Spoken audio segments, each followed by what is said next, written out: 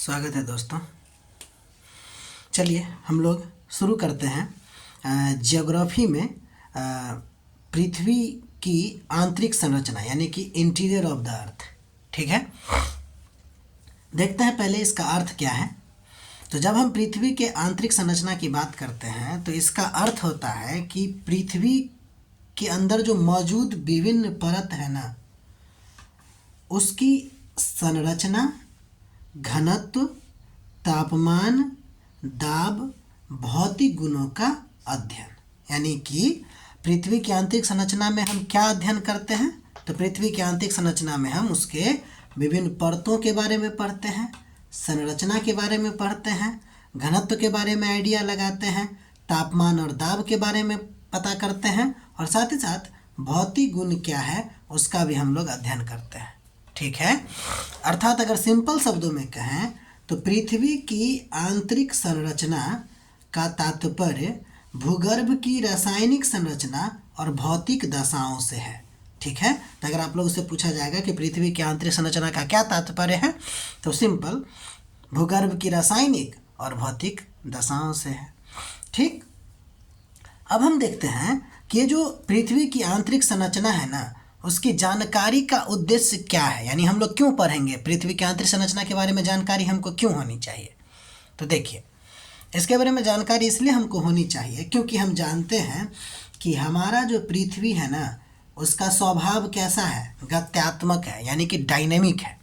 अर्थात पृथ्वी की सतह भू आकृतियों के निर्माण तथा विनाश, भूकंप तथा ज्वालामुखी जैसी विभिन्न घटनाएं यहाँ पर क्या होती रहती है, जिसका मुख्य कारण क्या है, तो भूगर्भ में होने वाले सक्रिय अंतर्जात बल।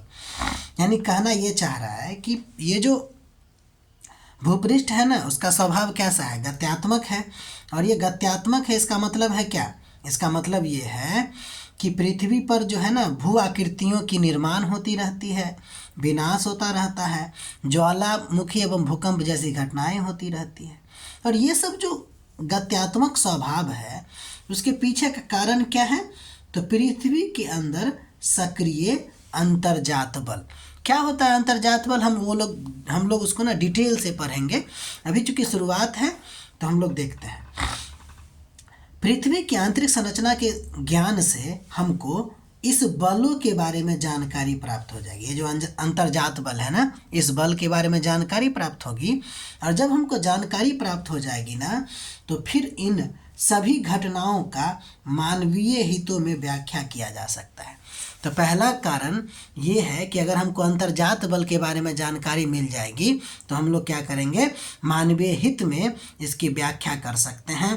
कहाँ भूकंप आने वाली होगी, कहाँ ज्वालामुखी फटेगा, ये सब हम लोग देख के उस अनुसार से हम लोग मानव के आर्थिक विकास में इसका उपयोग कर सकते हैं। ठीक है, तो ये पहला कारण हो गया जिसके वजह से हम लोग पृथ्वी की आंतरिक संरचना के बारे में पढ़ते हैं। अब दूसरा कारण देखते हैं। दूसरा कारण ये है कि पृथ्वी का जो चुंबकीय क्षेत्र है ना, कि विकास और इसके भविष्य के बारे में भी हम लोग जानने की कोशिश करेंगे। ठीक है, यानी कि पृथ्वी के जो चुंबकीय क्षेत्र की उत्पत्ति है, विकास है और इसके भविष्य के अध्ययन में महत्व है। यानी कि चुंबकीय क्षेत्र का पढ़ने के लिए, चुंबकीय क्षेत्र की उत्पत्ति के बारे में जानने के लिए, विकास को जानने के लिए हमको पृथ्वी की आंतरिक संरचना को जानना पड़ेगा। ठीक है, इसके अलावा हम जानते हैं कि कोई भी जो संसाधन है उसकी प्राप्ति कहाँ से होती है, तो मानव को भूगर्भ से ही होती है। तो इसके सर्वेक्षण में और प्राप्ति में भी ये योगदान दे सकता है पृथ्वी की आंतरिक संरचना की जानकारी, जिससे हमको पता चलेगा कि कोई भी खनिज कहाँ प्राप्त हो रही है या फिर कहाँ मिलती है। ठीक है, इसके अलावा जानते हैं कि पृथ्वी और अन्य ग्रहों का जो निर्माण की प्रक्रिया है वो लगभग एक जैसी है। ठीक है, तो अगर हमको पृथ्वी की आंतरिक संरचना के बारे में जानकारी मिलेगी तो फिर हम लोग अन्य ग्रहों के बारे में भी हमको क्या मिलेगी, सूचना मिल सकती है और फिर हम लोग इसका मानव हित में प्रयोग कर सकते हैं। ठीक है, तो पृथ्वी की आंतरिक संरचना की जानकारी हमें क्यों चाहिए, यह आपको 4 पॉइंट में समझ में आ गई होगी। ठीक है, इसको लिखने की कोशिश कीजिएगा दोस्तों। ठीक है ना, आप विश्वास करके चलिएगा कि पूरा सिलेबस यहाँ पे कवर होगा। और साथ ही साथ हम ये कोशिश करेंगे ना कि सिलेबस कवर होने के बाद या फिर 5-7 वीडियो एक ही मतलब कि सब्जेक्ट का बनने के बाद ना हम लोग देखेंगे कि हम लोग कौन कौन टॉपिक पढ़ लिए और कौन कौन टॉपिक अभी और पढ़ना है। ठीक है, चलिए आगे बढ़ते हैं। पृथ्वी की आंतरिक संरचना की जानकारी के स्रोत। अभी हम लोग देखें कि पृथ्वी की आंतरिक संरचना किसे कहते हैं या क्या होता है, आंतरिक संरचना की जानकारी से हमको क्या मिलेगा। अब हम देखेंगे कि आंतरिक संरचना की जानकारी का स्रोत क्या है। तो देखिए 2 स्रोत होता है, एक तो डायरेक्ट है यानी कि प्रत्यक्ष स्रोत, और एक है आपको अप्रत्यक्ष स्रोत। ठीक है, तो प्रत्यक्ष स्रोत में हो जाएगा खनन, जिसको हम प्रवेदन भी अच्छी भाषा में बोलते हैं। ज्वालामुखी जानते ही हैं, ये आपको डायरेक्ट सोर्स है। इनडायरेक्ट सोर्स में ताप, दाब और घनत्व में परिवर्तन को हम देखते हैं, उल्का पिंड के बारे में अध्ययन करते हैं, भूचुंबकत्व के बारे में अध्ययन करते हैं, गुरुत्व के बारे में अध्ययन करते हैं, भूकंप के बारे में जानकारी प्राप्त करने की कोशिश करते हैं, जिससे हमको पृथ्वी की आंतरिक संरचना की जानकारी मिलती है। तो आंतरिक संरचना की जानकारी का स्रोत क्या हो गया, तो 2 हो गया, एक प्रत्यक्ष और दूसरा अप्रत्यक्ष। ठीक है, अब हम लोग आगे बढ़ते हैं। अब देखिए प्रत्यक्ष स्रोत की बात करते हैं। ठीक है, तो प्रत्यक्ष स्रोत में पहले हम लोग प्रवेदन यानी कि खनन के बारे में जानेंगे। ठीक है, तो देखिए खनन होता क्या या प्रवेदन होता क्या है। तो देखिए पृथ्वी की सतह से पृथ्वी के केंद्र की ओर सुरंग बनाना क्या कहलाएगा, आपको प्रवेदन कहलाएगा। यानी कि पृथ्वी का सतह है, उससे आप उसको खनन करना शुरू किए, खोदना शुरू किए और उसके केंद्र की तरफ आप जा रहे हैं, वो क्या कहलाएगा, प्रवेदन कहलाएगा। जब आप खनन कीजिएगा तो उससे आपको ठोस पदार्थ मिलेगा, चट्टानें मिलेगी, इस सब से आपको क्या होगा कि पृथ्वी की आंतरिक संरचना के बारे में जानने का प्रयास किया जाएगा। यानी कि जब आप खनन कीजिएगा तो चट्टान मिलेगी और चट्टान से हम आंतरिक संरचना के बारे में जानकारी प्राप्त करने की कोशिश करेंगे। क्या खनन अभी तक ये जो हम पढ़ रहे हैं प्रवेदन, क्या कहीं पर खनन हुआ है ऐसा? तो देखिए दक्षिण अफ्रीका के रॉबिन्सन सोने की खान से आपको 3 से 4 किलोमीटर तक के गहराई की चट्टान के बारे में पता चला है। यानी कि जब दक्षिण अफ्रीका के सोने की खान है वहाँ पे, तो वहाँ पर क्या हुआ कि 3 से 4 किलोमीटर गहराई तक वहाँ पे खुदाई हुई है, तो उतना किलोमीटर गहराई तक के चट्टान के बारे में हमको पता चला है। ठीक है, इसके अलावा संसार भर के वैज्ञानिक जो है ना 2 मुख्य परियोजना पे काम कर रहे हैं, ड्रिलिंग परियोजना पे काम कर रहे हैं। एक तो वो है कि गहरे समुद्र में प्रवेधन परियोजना, ठीक है, यानी डीप ओशन ड्रिलिंग प्रोजेक्ट। ठीक है, और एक और है समन्वित महासागरीय प्रवेधन परियोजना, यानी कि इंटीग्रेटेड ओशन ड्रिलिंग प्रोजेक्ट।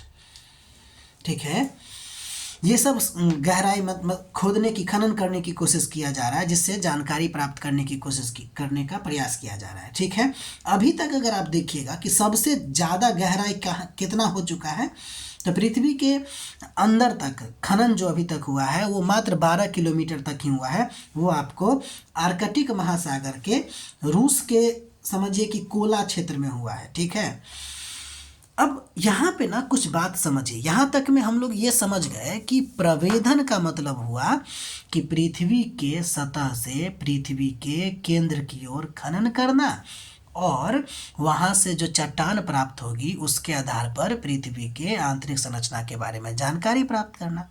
ठीक है, लेकिन क्या है कि हम जानते हैं कि पृथ्वी की त्रिज्या कितनी है, 6378 किलोमीटर, और सबसे अधिक गहराई तक जो खनन हुआ है वो कितना है, 12 किलोमीटर मात्र। क्या लगता है कि 12 किलोमीटर तक के सूचना के आधार पर हम पूरा पृथ्वी की आंतरिक संरचना के बारे में जानकारी प्राप्त कर सकते हैं क्या? तो सिंपल कहेंगे कि इससे हम उतना ज़्यादा निष्कर्ष नहीं निकाल सकते हैं। तो प्रवेधन का एक लिमिटेशन है कि निश्चित निष्कर्ष नहीं निकाला जा सकता है। इतनी कम सूचना 12 किलोमीटर और मतलब कि क्या कहते हैं उसको 6378 किलोमीटर में कितना डिफरेंस हो गया, समझ रहे हैं ना। अब आगे बढ़ते हैं। तो ये था प्रत्यक्ष स्रोत में प्रवेधन। एक और प्रत्यक्ष स्रोत में हम लोग पढ़े थे जिसका नाम है ज्वालामुखी। ध्यान दीजिएगा, इस चैप्टर को हम लोग बहुत डिटेल में पढ़ेंगे। फिलहाल हम लोग प्रत्यक्ष स्रोत के तौर पर ज्वालामुखी को रखते हैं।